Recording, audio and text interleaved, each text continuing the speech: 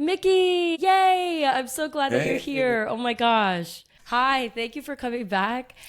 You have had so much patience with me, so I really appreciate that because I have been just like, honestly, I'm really sad about the state of the world.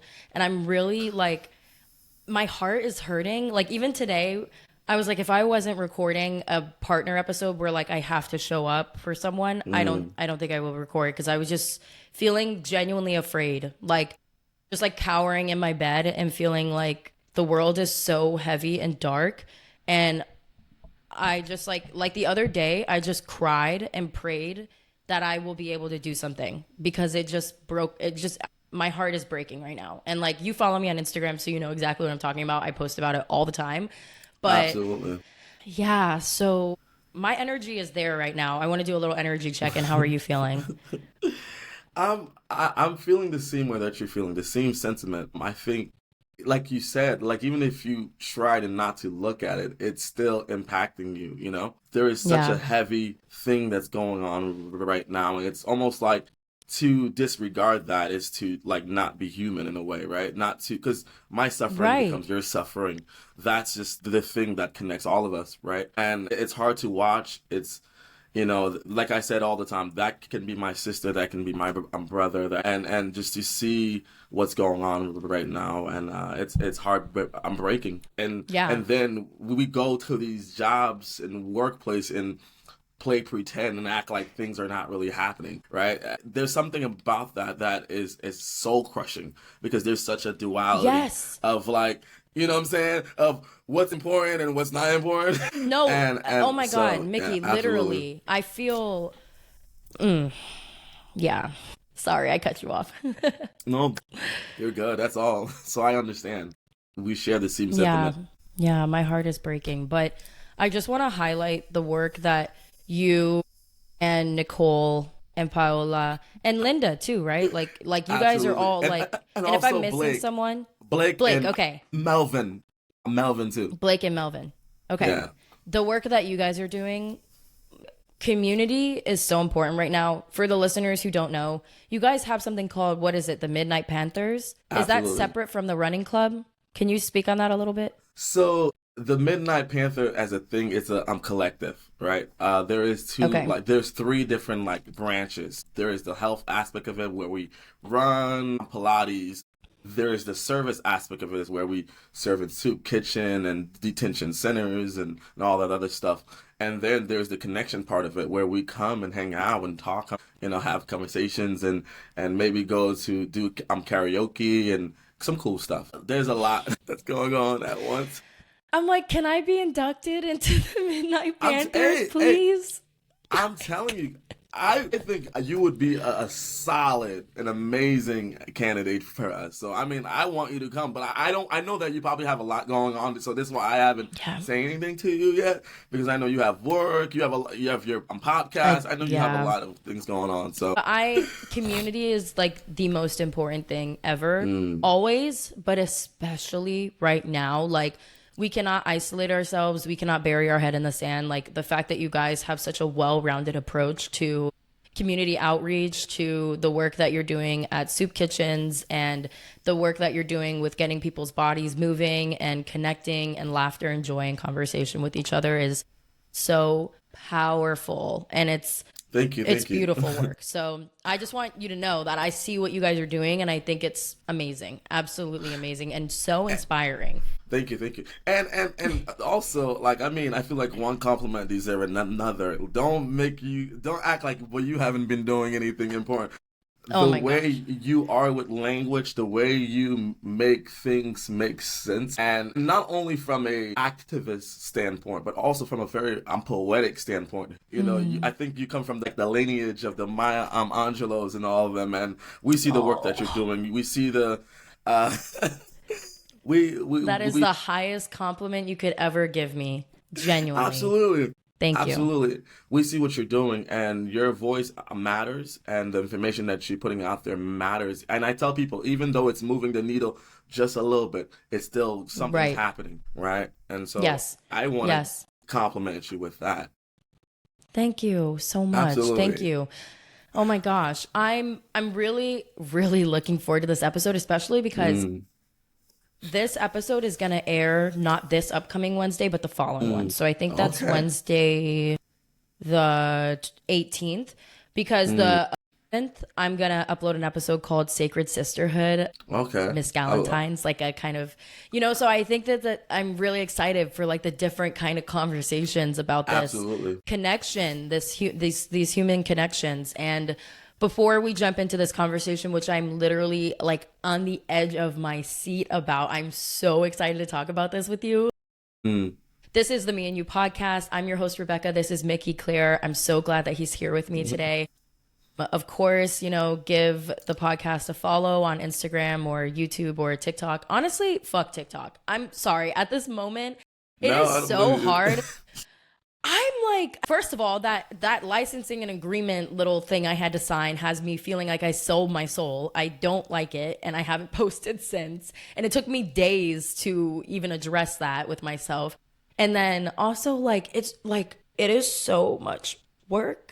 It's just too much work. I'm like, how are content creators on TikTok and Instagram and Threads and YouTube and Substack, and like I don't understand. Like, it genuinely is burning me out already. Like, so I think you look like you want to say something. No, I was gonna say with you. I think you come from a very organic space, and I'm not gonna say a lot of the other content creators are not, but they have a whole team that's doing all that extra stuff, but you're doing it from a very soulful standpoint, right?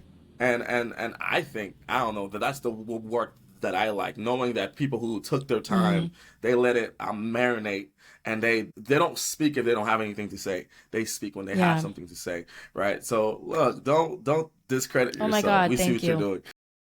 Thank you, because I don't just want to get on here and be another like voice in the void. Like, I care to, Absolutely.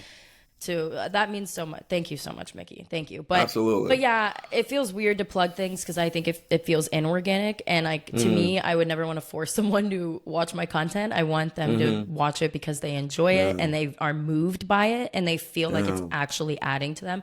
So if you feel like this is actually adding to you, please share it. Word of mouth is so helpful. But if you don't, then that's okay. You don't have to share it. I'm totally fine with that. I'm totally fine with you just, me just being a little box on your feet and then keep moving. That's okay. But yeah, so this is the Me and You podcast. I'm so excited. This is a conversation between me and you, the listener. We've got a guest in with us today. So you're kind of getting a look into a conversation with me and Micky. And we are talking about male friendships today. When I texted you about this, by the way, Micky, you are always Mr. What is the word? Mr. Ambiguous. Like, I text Micky and I'm like, well, we already had talked. Like, we're going to do another episode. We're so excited. Let's figure out a date. And then I'm like, okay, well, I would like the episode to be about this and this and this and this and this.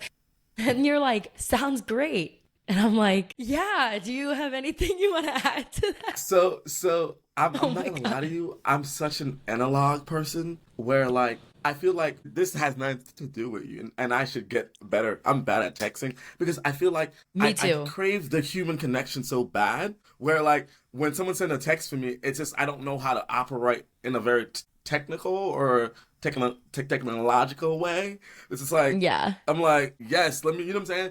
But like, if it was a phone call, if you call me up and say, hey, let's talk about, and chopped it up, these will be floating. Right? But when it's just a text, I'm like, I don't know if this is required of me or that. I don't know if they want me to give a paragraph or just load it. So it's, I need to work on that. No, that's hilarious. I just, my side, I'm just like, is he interested? But you are, and I know that. And I know that because as soon as we get on and talk, there's so many ideas flowing. And there was something I was just about to say, but I don't remember. Maybe if it comes back, I will. But yeah, so I had said to you that I really want to talk about male friendships because it's very interesting to me how different male friendships seem to operate. I obviously am not a man, and obviously you are one man, so you cannot speak for an entire gender of people identifying as male. But I have witnessed male friendships through my partner and through my partners through the years and through friends, male friends, and they operate so differently than female friendships. It's kind of bizarre. And I had said to you, this is the exact message I said to you, and then we can kind of just like literally go from here. I said, I am interested in male closeness and why women are closer than men, and if men ever feel like they're missing out, or if they just don't even know what they're missing, or if we're missing something. Like maybe you guys have the vibe and we don't even know. I just don't believe that. I just don't believe that. And then I said, obviously you're one man, you cannot speak for an entire gender, but I'm interested in sparking this conversation. So I just wanted to give that disclaimer. But yeah, take it away. I'm so interested to know your thoughts. So, like, it's interesting because, like, I think, like you said, I'm only one guy. And I also, it's weird because I've always enjoyed my ladies' friendship as much as my male friendships. Right. So it's like I've always gotten especially when I'm hanging out with girls, getting like very deep, like perspective and deep understanding of the world and just all the technical stuff. When it came to with the male, it was mostly about tedious things and sports or, I don't know, the next like artist that's coming out. It was never something that went over the surface. And it's strange to explain because I feel like the patriarchal system that we have doesn't hold male accountable, and so the opposite of that is because they're not held accountable, then they're not pushed to look within themselves, right? Because I think for me, this is just me. I only have friends that holds me accountable, and I can only hold accountable. If I can't hold you accountable, then you're not my friend. Because what's going to happen Real friends tell you what you need to hear. Yeah, absolutely. Absolutely. Right? Well, what happens is you stay on the surface. You never go underneath the surface. And underneath the surface is where everything is, the nuances. And there's such a beautiful thing. I mean, it's ugly to get there, but what comes out is beautiful. But I tell people this all the time. To have those kind of friendship, you must have that friendship with yourself, right? Yeah. It's almost like my dad used to say this. It's like, you got to be broken for you to be reborn again. And that takes a level of confronting the ugly. You're confronting the things that are hurtful, and you're not just suppressing it. You're going there. And then when you did that, then you have perspective, then you have nuances, and then you can then empathize with others. And I think a lot of men lack those nuances because I think we do live in a society that almost uplift them in a very robotic way where they get away with stuff without accountability. And then because of that, because for example, if people are never holding you accountable, you're never looking within. It's just the way it is, right? If things go unchecked, you're never looking within. I think with the ladies, I think they do a better job of kind of looking within and holding each other accountable when stuff are happening. And I think that's what the bedrock of a beautiful relationship. I think it's accountability, and I think most men have this very linear in a sense of like, okay, so we're just friends, and when we see each other, you know, right? And that's just it, right? And it sounds really effed up in a way, but like I've known guys who they know that their friend is cheating, and they're like, well, I act like I didn't see nothing, right? That for me, that's something I can't even comprehend, right? No, I can't even wrap my head around that. Yeah. Because here's the thing, if someone would do something like that to someone else, why wouldn't they do something deceitful to you? Like, there's not like, I don't know, I think that in bro code, there's this idea that like, if you could be unfaithful to a woman, but there's a different kind of level of closeness with a man, or like a different kind of level of loyalty or whatever. So like you can cheat on a woman, but like you could still be a good friend, but it's like, no, actually you can't. The same character that is willing to be deceitful and inauthentic and disingenuous is the same person that could do that in another way to you. Absolutely. But that goes back to this relationship is disposable too, because it stays on the surface, right? When things stay on the surface, it's disposable. There is really no emotional currency.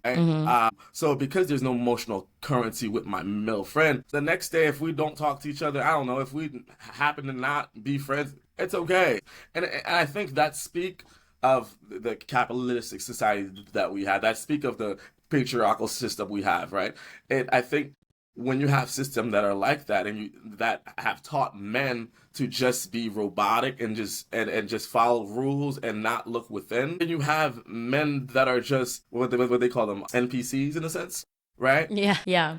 They're not operating from a level of grace. They're not operating from a level of empathy. They're not operating from a level of knowing thyself. They're operating from a level of what society have told them. And a lot of them too, it's like they kind of also create this they think that they got this birthright thing, like, oh, it's my birthright as a man to have this.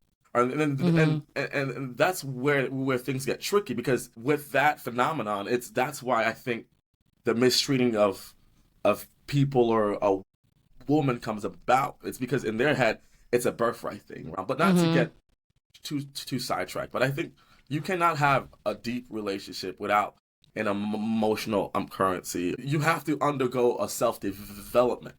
If you don't undergo that self-development, all you're going to show up as is a very inauthentic version of yourself. And it's just that's all it's going to be. Yeah. And, I also think that there's this like romanticization of human history in the sense of like, I'll have some conversations with men where we'll talk about like, can there be a woman president? Duh, yes there can, but of course I'm having this conversation, like, or like, can women do XYZ? And it's like I'll be met with, well, men were the hunters and gatherers, and like women like stayed home and did it, and I'm like, okay, yeah, and they also were like pissing in the same area that they bathed in, like we've evolved. I know that's not justification for how we act now. Like, women, there are women who express the same level of strength as a man that's the same size as them. If you're comparing like actual oranges to oranges, and not just apples to oranges. But what I'm getting at is like, there's this reliance on science as like, but this is just how it is.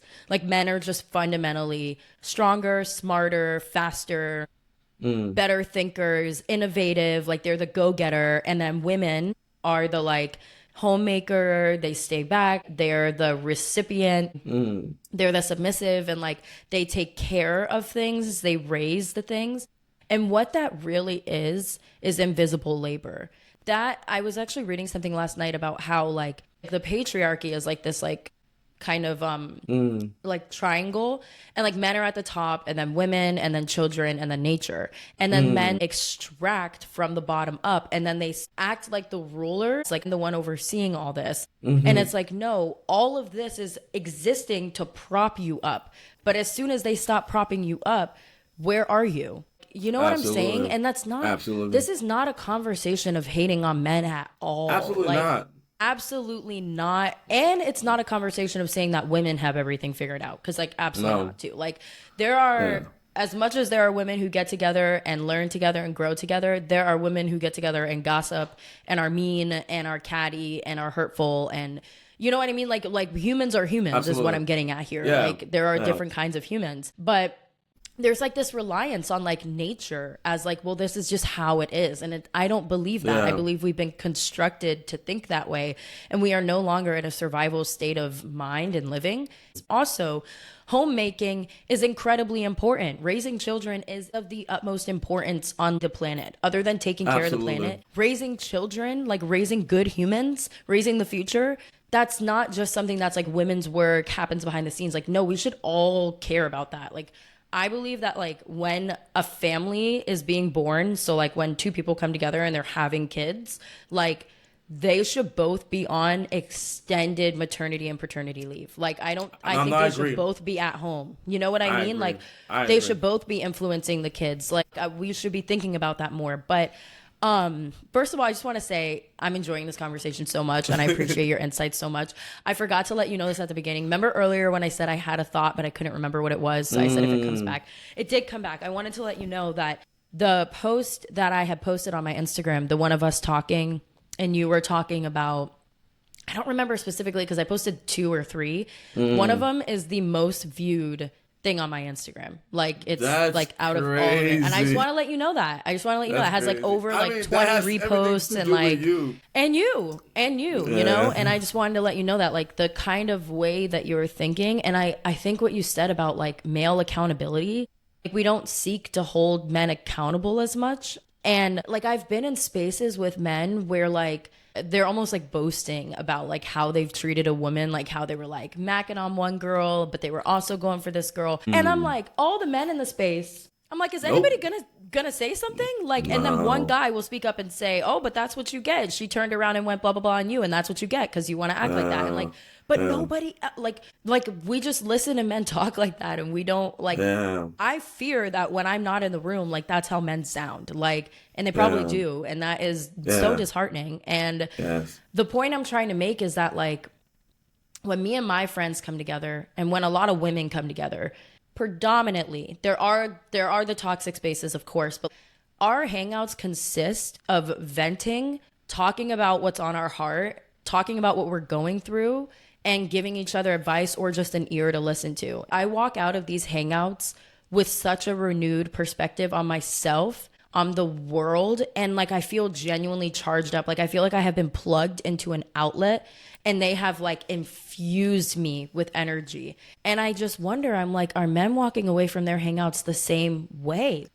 And not that they need to, but I don't know because I'm just not in those spaces. Yeah. No, but you said something that I think, no, I think men needs to have that. Like men needs to have those kind of relationships because I think if they have those kind of relationship, they're going to show up in a better like way, right? I think those relationships not only show itself in friendships, but if they're in a marriage, if they're in a romantic ship, well, whatever it is, those are the friendship that you need to make you be a better person.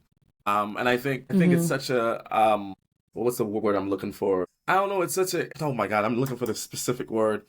But to say that men don't need that is to also take them away from the accountability. You know what I'm saying? And I think. And like you were saying about like when you're in spaces where men are having those conversations about women, that's the thing. There is no accountability. To have accountability, you need a very flourished relationship. You need a very strong relationship. You need, you know what I'm saying? If everything is always surface, I don't have enough courage and I don't have enough connection with you to really check you in a way you don't have enough evidence. Matter. Yes. Right? Because connection is always, conflict is always an invitation for connection, like always. But if you just have a surface level relationship with someone and then they say something that like you would want to lovingly hold them accountable because I love you, like I want the best for you and I want you to be the best you. But I don't have that evidence that we can fight and make up because we haven't tested that. But I find that my strongest relationships, we can fight, we can disagree, we can check each other with love, and we can make up, and I have that evidence. So like with my friends, if they say something that I find hurtful, inconsiderate, I know that I can lovingly say to them, hey, that really did not jive with me. And like, I know I can say whatever I need to, and we will love each other still because we've done that work. Like that conflict in the past has bred connection. But like you said, in these surface level relationships, you're just not going deep enough to do that. Yeah. So you don't have the evidence of it. Absolutely. And it's such an easy cop out to just be like, I'm just a man, or man doesn't need those relationships. No, we are emotional beings. My friend the other day, she said, do you know the difference between a boy baby crying and a girl baby crying? There's really no difference. It's still a baby. There isn't. Right? It's a baby crying. I don't understand how then you're going to be like, oh, the man crying, that doesn't matter. I don't understand what that means. We're people. We're emotional beings. We're not robots. Right? Yeah. And this idea that men don't need deep relationship, men don't need emotional relationship and flourishing, I think that's asinine like that. And and truly, and I also think that if you don't ever get the chance to have those kind of relationships, I don't think you ever show up for yourself. I don't think you ever show up as yourself. I don't think you ever show up.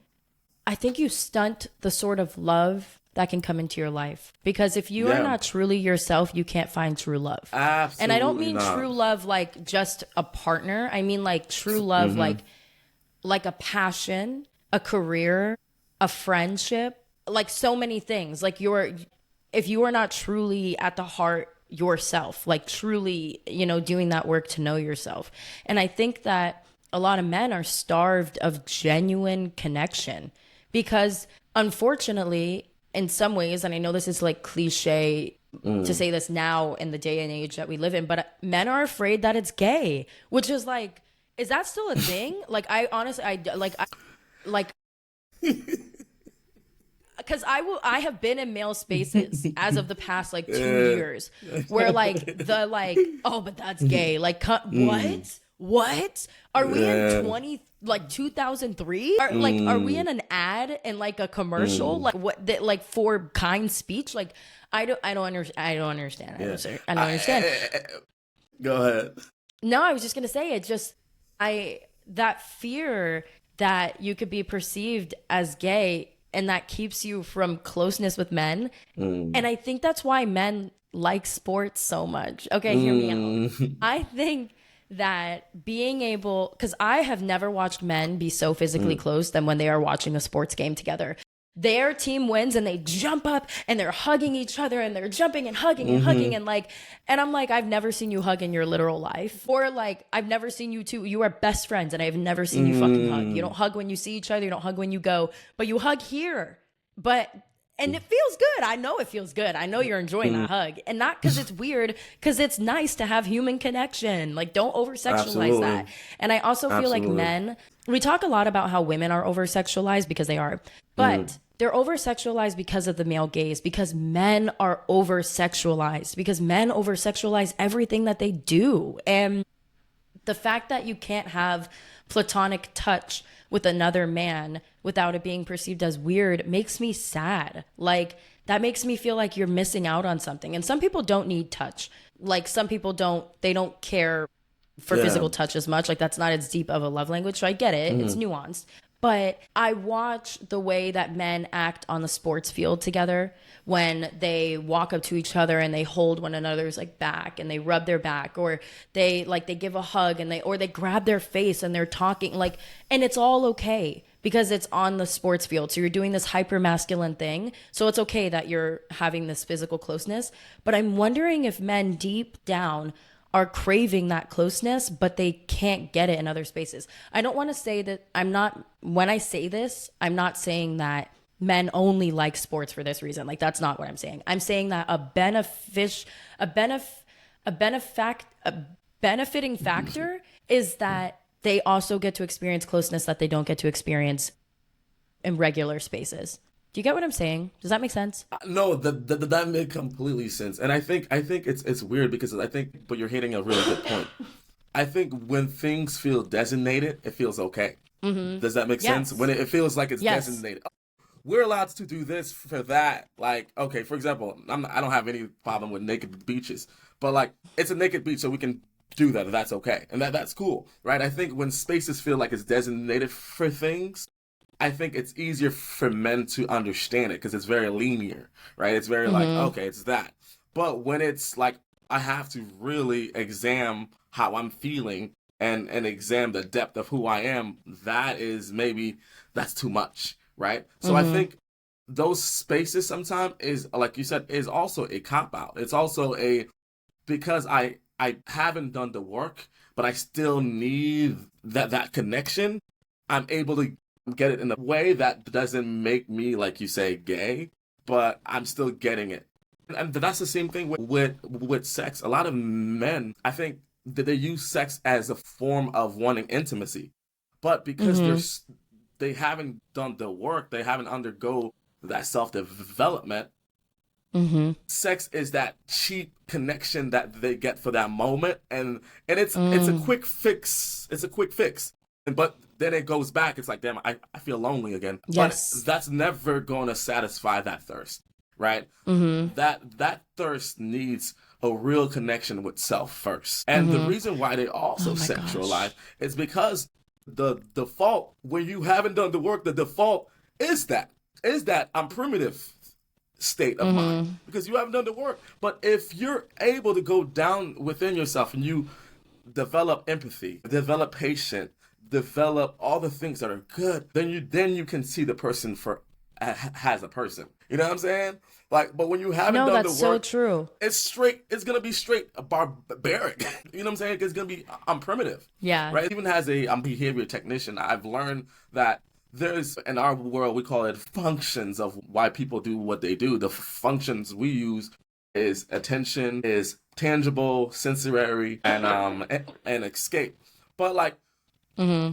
what I've learned is you need a level of self investigation, and I think a lot of the Mm-hmm. time, a lot of men they haven't done that level of self investigation, and Yeah. that's why you have Yeah. that very surface platform. Yeah. No. And the amount of men that I've seen be able to use their body but not their words is remarkable. Like, it's like actually Mm, crazy. And I'm like, you have such a developed usage of your body, but you don't know how to say what you feel. There's such a disconnect. And I want to talk about that disconnect. Like, why does that disconnect exist? And then what do we do about that? I think that disconnect exists because we have historically relied on a culture where men were like propped up as the breadwinner. And imagine mm, the physical and emotional toll it takes on a person to be the sole provider of an mm, entire family unit. mm, That imagine what it's like to be in a family and let's say it's mom, dad, son, and two daughters. And then mm, dad passes away. Son now becomes a parent figure because he's mm, the quote unquote man of the house. And it's like, mm. that's traumatic. That's traumatic for a Absolutely. child to have to take on such a level of responsibility, but we've normalized that. So I don't think men have even historically had the capacity because of the life that they've had. They've been forced to live. Because here's the biggest trick of all is that patriarchy isn't just harming women and children, it's harming men too. It's harming men Absolutely. to have to be that stressed out, to be that overworked, to not have access to their emotions, to their emotional like like maintenance, Mm-hmm. to rest, to recover. And resting and recover just looks like you said, these like really primitive ways of like either drinking or drugs or sex, or you know what I mean, which is not, I'm not saying like sex is not bad at all. Like, Mm-mm. these things aren't, to have a drink is not bad, you know what I mean, but like to use it as a way to escape the heaviness that you're feeling because there doesn't feel like there's time to just go within. And I think that historically, that has been the case. Of course, the man who was like, let's go back to like 1845. And the man is like the primary breadwinner. Women can't even have a bank account. They can't own land. Mm, So men own everything. They're forcibly responsible for everything by this system that was created long before they were even a thought. And then mm, they come home from that hard day of labor, whatever that looked like, figuring out food and money for your family and keeping a roof over your head.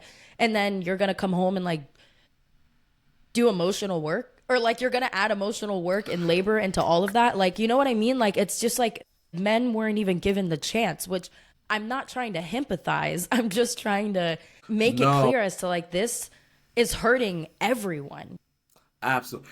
It's so funny that you're talking about that because I was just having this conversation with my friend. And Really? like you said, I'm not trying to victimize what men are going through or anything, but like both can't be true. You cannot have a man go to work like 70 hours a week and then think that oh he's going to come home and have the emotional integrity or empathy that you want him to have because what that require is a level of self reflection. To do self Mm-hmm. reflection, you need time and space and clarity. If you're constantly working, you almost have to turn off this emotional thing of you off and numb it and act like it doesn't exist for you to be working 70 Yes. hours a week because it's Yes. impossible to do that because with me I work 40 hours. I'm about to die because I can feel Oh everything. my God, same. I Same. can so for you to be able Same. to work 60 hours, 70 hours, and that's okay, you turn off the thing that makes you human. And for you to be able to do that, that makes you like almost barbaric in a way, right? And No, and and so I'm true. telling you, and that's why I tell, and I'm not gonna say I tell, I encourage people to Like, don't get me wrong, being financially stable is important, but the idea of like, because I hear all the time, oh, like, I need a new Gucci purse, so I guess my man's gonna work an extra 10 hours. You know what I'm saying? And then I'm Mm-hmm. like, that's fine. But when he's not emotionally there, there's a reason. You know what I'm Mm-hmm. saying? Because Mm-hmm. you can't do both. You can't be at work and still be working on yourself. It doesn't make sense. Because work, It's uh, exhausting. You'll burn out. yes, You'll burn out so yes, quick. you And burn that out. is And the burnout. Sorry. no, you're good. You're good. You You're good. made Go such a ahead. good Go. point that I want to You're talk on good. so bad.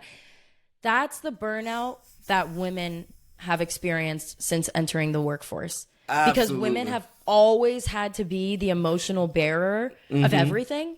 So then they entered the workforce and and now they're managing both. Like they're the Yeah. ones like Yeah. getting all the soccer games ready and getting the events ready for all of this and like making sure everyone feels good and the peacemaker in the home. And then they're at work and working 40 hours a week and they're fucking exhausted. You know what I mean? And they're stretched. And oh my God, Mickey, there is something that you said that I want to touch on so bad. So I have to go back to it. Go ahead. You said that men, well, I wanted to say take all of that and then add race and class onto that. Oh my God. Oh, Oh it's a my different God. level. Like It's a that different level. experience, like we said, when we went back to 1845 and we were like, the man is like going to be the now add like Jim Crow laws and segregation and like having to literally keep your family safe from a country that is actively trying to exterminate them, like that level, like the compounding factors here for men of color,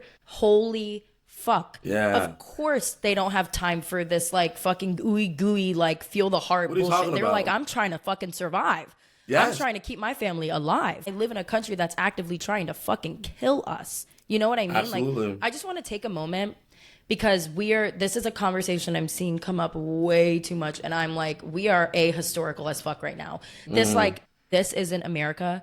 Like the ICE raids and them pulling people out of their cars and arresting people without warrants. This isn't America. What do you mean? That is literally what was happening with slave patrols. That is literally what was happening. Like that's how the foundation of our police department and like that's how that was born. And Nazi Germany, when we liken what's happening right now to Nazi Germany, we're also being ahistorical. Nazi Germany studied the American South, and that's how they came up with so many of their ideas for how they harmed Jewish people at that time because they studied America. This is incredibly American. For the past couple of years, we've been in a haze of like America's like apple pies and like we had some hard stuff, but like we moved to the no, this is America. This is all America. These ICE raids, like this is exactly what we have done since the beginning. We literally exterminated an entire population of indigenous people and then outsourced Africans to build our land and build our economy. That is the foundation of this country. So when people say like what we're like, they don't recognize this, they don't recognize America. I'm like, no, you had your head in the sand your whole life. Like this is very American. What we're doing right now, it needs to not be American. Like I'm saying we need to grow beyond this, but we need to accurately assess this history. That being said, adding those compounding factors for Black men and for men of color, for Native men, like the level, I mean, it's insurmountable. How does anybody have the emotional capacity and the time, to work on themselves, to go back in themselves, to love themselves? There's not time. They're in survival. And yeah, it blows my mind because I get it. Like, I see how this was bred. I see how men have become so far from themselves and so far from deep connection within because we don't live in a society that's giving them the option to do that. And every chance that they get, it's remarked as gay or it's remarked as like too feminine and masculine. And it's not seen as something that is like not just like good, but actually like fundamental, like necessary in the same way that eating 3 times a day is. We don't see it like that when it is, I'm not exaggerating. Like it really is. No, I think you hit on every cylinder. It's like I have no more to say. I feel like you hit every cylinder. Oh my God. I'm sorry. I had to No, jump on my soapbox real quick. no. It was needed. It was needed. No, but you're actually right. And it's so funny because I looked at it from a very like, okay, male based. But when you add those extra like layers, like race, gender, the historical, and what people don't understand too, it's like a lot of, especially men of color, they're still dealing with the trauma Oh of yeah. those things, right? You know, those and you add that to it, and you add, okay, I have to be living this standard of life. I have to be this and this the third, and I also have to be Hmm. emotional. And I used to say this all the time. I am not a very useful person to capitalism at all. I'm not. I'm very Oh my useless to God. capitalism. That's I'm very hilarious useless. and same. It's It's a life goal of I'm mine very to be not useful to capitalism. I'm very useless to capitalism. I am. I don't think I'm very. People looking at me like, yeah, you're like I am. And I promise you, if I didn't have to pay my bills, I'm trust and believe. And I'm not gonna say that I don't like to work. Trust and believe I That's would not not the. be at that job. Not because I don't like to work. It's because I already know what it is. There's a lot. I'm working for like there's a bunch of the person on top. It's all greed.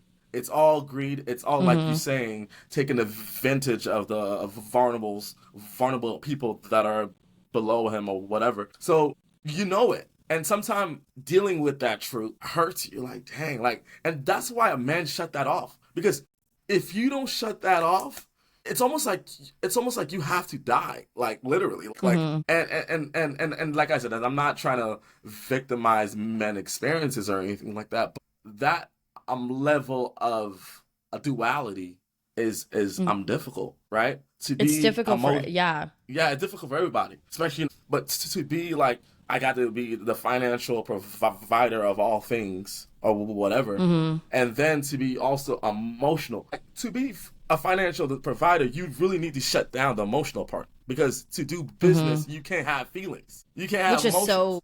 And it's so backwards. weird, it's so backward, right? But that's what a capitalistic society is. Yeah. You It only sacrifice human yes, values. yes, Yeah. but it only works when poverty exists because somebody got to Hmm. pay the price. I get to be Yeah. rich because that person Is is poor. working for less than Yeah, minimum wage. Like yes, that person's living in poverty. That's yes, how I'm rich. yes. And if you didn't shut down that emotional aspect of you, that wouldn't work. You Hmm. see what I'm saying? Because Right. then you would be like, Yes. oh my God, why is that person poor? Why is that person is in this space? I don't like that. That's not good. But it's like I shut that down. That doesn't exist. You know what I'm Yes. saying? Yeah. So it You only shut off that part of you.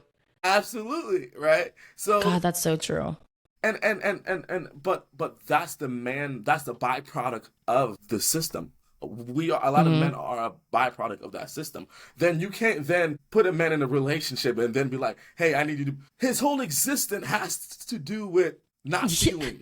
Oh my God. Yes. That is so true. And what you said earlier, you talked about how like the like, oh, I want the new Gucci bag, so my man's gonna work 10 extra hours. Like I'm gonna round up his bank account. You know what that is? That is that is what is the word? That is resentment.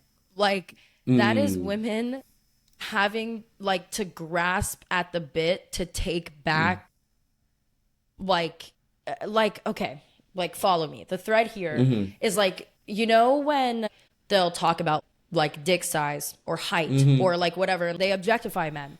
They mm-hmm, objectify men because they have been objectified their whole life and it feels good to do that back. But the thing is that doing that back just means that we're perpetuating a society and a culture of that. You know what I'm saying? So like the joke of like I'm gonna run up his bank account or like and don't get me wrong, I mean I'm blasting dude, yeah, Glorilla and Meg the yeah. Stallion and Look, Cardi no B in my shame, car and I'm no like I'm shame. like you know what I mean and I'm like Absolutely, I'm singing all the lyrics. Yeah, that's my yeah, dog. You gonna sit yeah. down and listen. Yeah, like you know what I mean? Like, because it's an act of rebellion. That's what it is. Mm-hmm. It's an act of Yes. rebellion because it's like I have been historically throughout my entire lineage, we of women we have been historically put down by these ideals and these archetypes and these expectations of men and women. So it feels like a way of reclaiming that. But it's a Absolutely. faux sense. It's a sense of reclaiming it, though, unfortunately. As much as I love to sing along and have fun and joke and laugh, like it is perpetuating a society that is ultimately prizing someone's physical expression as more important than what's inside. Or like it's ultimately like, if we're making the joke about how like the man is going to work extra hours so I can get my Gucci bag, it's perpetuating a society of like, I rely on him for financial gain, or I rely on him for status gain, when it's like, no, you're empowered in yourself and we're both empowered. Like, if that makes sense. Like, it's a No, it faux makes sense, but it's rebellion. And I get it. Like, I see yes. it. Like, I see my friends who go on and on and on. Back in the day, I don't have friends like this anymore, but back in the day, like, go on and on and on about a man's height or something. I won't go on a date with him unless he's over 5'11", or like I won't even entertain him if his hinge says da da da da da blah blah blah blah blah. And it's like, you're rebelling. You're rebelling because you feel like your entire life somebody has put physical restrictions on you. So now it feels good to put physical restrictions on someone else, but it's a faux sense of empowerment. Yeah. Like, real empowerment is like, we all have so much more to offer than what's our physical expression. Like, it's inside. Absolutely. You know what I mean? But like, Yeah. I get why we got there. I get it. I understand why the woman feels the need to say that. You know what I mean? But at the same time, it's like, really question that. Like, question it. Question why you're coming from that place, you know? And what you said is 100% true. And like I said, I'm not even hating on it. The way I look at it is Same. us dudes have done some stuff, especially being someone who studies psychology and seeing the like really horrible past that men, what we've done. I'm hating on. I'm not even hating on it. No, literally. Yeah. But like you said, right? We don't want it to perpetuate this idea, like the same thing that we're doing, because it's not going to. We don't want to trap ourselves in this. Let's think. Absolutely. But I feel like there's so much to be said, and I think a lot of it too. I think it's, and like I said, men are responsible 100%, but I think a lot of it, they are a byproduct of the system.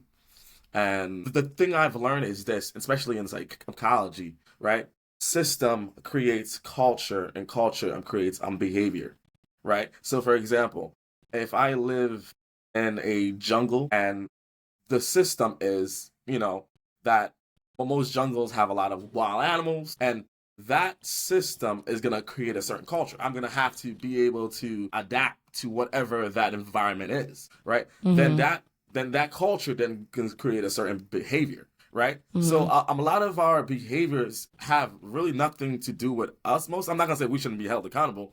Has everything to do I see with what the you're system saying. that we're placed, right? And I Yes. think people don't realize it, because you hear a lot of people that say, like, if I don't know why he would. I mean, I don't know why that person would ever do something like that. If that was me, I wouldn't do something like that. But then you look at the person that's talking, that's the have and that's the have not. You put this person in a very interesting place where there's a lack of resources, there is no jobs, there is no grocery stores, and then you ask this person to fend for himself, then you think, oh, this person's not gonna commit a crime. I think it's ridiculous, right? And I think if you're looking at it in that way, men are a real byproduct of this environment. And I think with you guys, you guys have kind of, in a way, deviate from it completely, because it was not really benefiting you guys to begin with. Anyway. Right? Yeah. Literally. And anyway, Yeah. Right? Yeah. They're abusing us as almost gatekeepers to keep the system going. Right? Yes. And that's what you have now. So Yeah. But I'll say this. One silver lining is I do have friends that are emotionally intelligent, that are beautiful people who knows how to articulate it themselves. I have nights every night. I don't know if you talk to Nicole, but I have nights where I invite poets, singers, and just have great conversations. Just regular people have great conversations about life, and you see their eyes open, and you see like, wow, this is what I desperately needed. Yeah. Right? So I do. That's a beautiful moment to watch too. Yes. So I can say for my life, I can't speak for everybody, I do have great men in my life that are not afraid of vulnerability and not afraid of showing up as themselves, so. Yeah. And that's really beautiful. And I want to, say, same. Like I said, I don't have a lot of straight male friends, truthfully. But the men that I do have in my life are men that do care to meditate, look within, journal, take time for themselves and recognize that their emotional capacity and their emotional evolution is just as important as their physical, So we talked a lot about like why this exists. And as we close out this episode, I think that to continue to cure this is like creating spaces where, like you said, people can come together and are not pushed or shoved, but just are shown a different way of life. Because you would be surprised how often people are willing to change their mind when they're not being shamed into it. And I know that that feels counterintuitive because it feels like if someone's done something wrong, they should be shamed for it. But we don't grow with shame. We grow with love. We grow with, I understand you, and here's something else too. And so creating those spaces where men are coming in and they're just getting to see things that, like you said, that aha moment or that like that eye-opening moment and that connection. Like, I love that you're creating those spaces. Not everybody has the capacity or the time or the yearning to create those spaces. So, what that looks like is like in your conversations with the people that are around you, having these conversations with love and curiosity and not just judgment and shame. And like actually understanding like this is a system that is not benefiting any of us and we can really thrive beyond this, but we have to be courageous enough to look within and look at each other.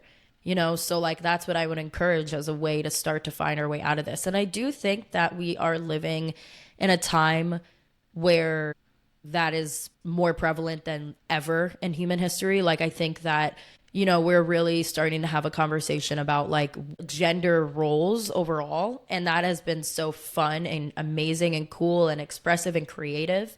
And I'm excited to see where we continue to go with that, like as a human race, and how far we can go when we cherish the most important things, which are love, community, the earth, and ourselves and our relationship to others and other people. You know what I mean? Like this disconnection from others has what has also created this, because like we don't see that like the harm that we do unto ourselves or the harm that is done unto another is the same.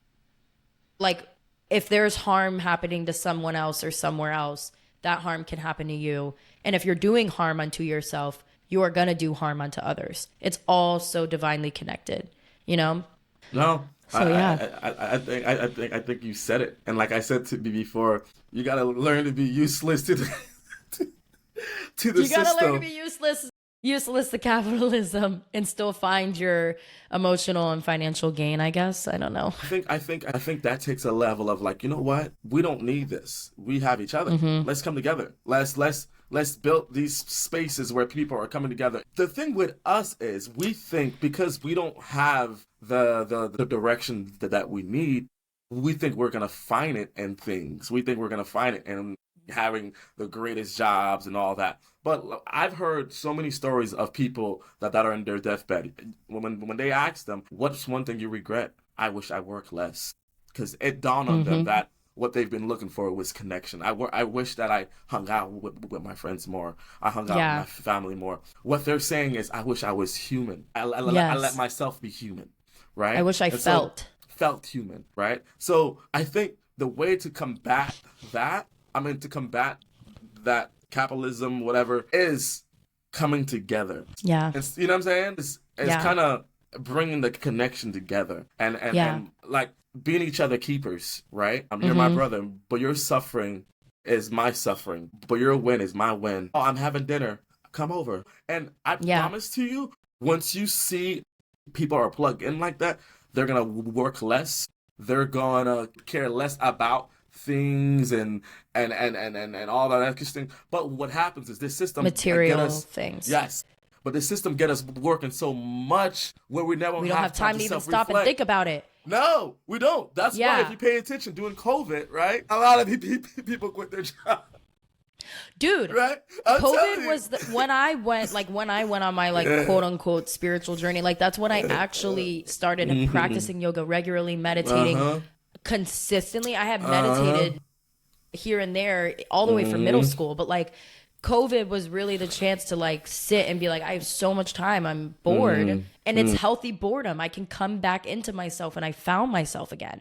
And that's exactly why, you know, the system functions the way that it is because the more we can get people to disconnect with themselves, the more, like you said, we can get them to say, yeah, that's totally fine that my tax dollars are paying to bomb and create a mass genocide. I don't even have time to think about that because I'm trying to figure out how I can get all the sugar from the store so that I don't run out of sugar. And it's like, you're not seeing this is all connected. It's all connected. Like, you know, okay, before we end though, I do just want to say I write poetry. So like if you ever have a poetry night and like want to invite me. No. I would love Perfect. that. Perfect. I would love 21st, that. would you mind performing some of your poetry that night? I would love to. I'll put you on there. For real? Oh my God, I would love to. I'm gonna hold you I to love it. to write poetry. I'm gonna hold you to it. Yeah, please do, because I'm trying to get back to doing open mics because I have like once or twice in the past, but it's so scary. And also when I was in college, I wrote poetry a lot, and I actually got published, which not to toot my own horn, it was a very small publication, toot your own but horn. I do really enjoy poetry, so I would love to come and read some poetry. I would love the opportunity because I'm looking for to challenge myself. Yes. Yeah. Oh hey, my God. We gotta definitely. I'm so excited. This is amazing. Okay. Micky, thank you so much for being here. Please continue to show up, even if you feel imperfect. Please continue to bare your heart and your soul and everything that you do because it makes life so much richer. So with that, thank you so, so much. Thank you, Micky. Thank you, listeners. And I hope that you and listeners have a absolutely fantastic rest of your day. Thank you for spending some time listening to this. Bye.